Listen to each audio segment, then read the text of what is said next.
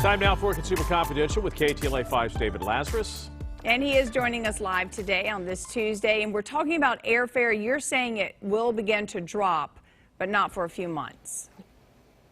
Well, we're talking about the fall. Now, this summer, air travel, as everybody knows, has been very pricey. There's been staffing shortages, there's been pandemic, and that's been a real headache, although a lot of people, including my dog, have taken to the friendly skies. But what about the fall? Well, we already see the airfares for fall travel appearing online, and it looks like they're going down. Not a big surprise, but they are going down more than happens typically when we move from summer into fall. Specifically, according to the booking app Hopper, a round-trip domestic flight this fall will average about $300. But in May, that same booking would have run you about $400. Overall, domestic airfares are about 26% cheaper for fall travel than they were in the summer, which is clearly a big deal and well below the roughly 12% drop-off that you typically see from summer going into fall. So that's going to provide relief for a number of people who want to travel.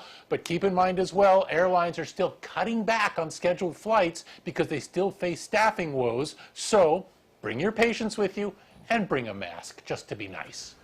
All right, a shift in online shopping is forcing a top e-commerce site to lay off some workers. Yeah, Glenn, and it's not just them. This is indicative of what we're seeing throughout the tech industry, which is one reason the NASDAQ has been taking a real body blow this week. Now we're looking at Shopify, an e-commerce company that says it's laying off 1,000 workers, or roughly 10% of its workforce, because it gambled that the transition to e-commerce that we saw during the pandemic would continue post-pandemic. And in fact, consumers are going back to stores, cutting back on their transactions as we face rising inflation and an uncertain economy. And many tech companies are basically slowing things down. Google, Microsoft, they're among big tech companies that have said they're going to impose hiring freezes or hiring slowdowns as a result of not having gotten the pandemic growth right. In the case of Santa Monica Snap, parent of Snapchat, they got eviscerated by Wall Street after they reported lower than expected earnings as their ad revenues fell. And now you've got Shopify essentially admitting that it was betting on a stronger e-commerce environment than what they got. And as a result, they're making big cutbacks. At last check, Shopify's stock down 15% today. It's down 80% since last November. Wow. Well, David, last week I was in the Valley and I saw an ice cream truck, like the old school ice cream trucks. And you're saying, though, that they're going away. Yeah, I was at Rancho Park recently and saw an ice cream truck there. I thought, this is so cool. That's just such a summertime thing.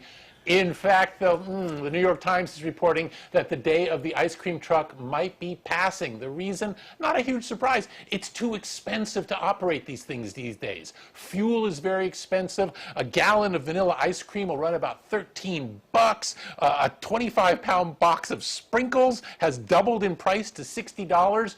You mix all that together along with higher parking costs and higher costs for sales permits, and it turns out that running an ice cream truck not as profitable as it once was, even though the brightly colored, jingly vehicles are kind of a hallmark of the American youth experience, especially in summertime. But according to the North American Ice Cream Association, and yes, there is such a thing, it looks like the day of the ice cream truck is over, and that's very sad because going forward, it's going to be kids asking their parents, hey, can we order ice cream from Grubhub? I'm not sure that's progress. Yeah. Guys? Such good memories hearing the music and running. Oh, yeah. Can I have a quarter? Can I have a quarter?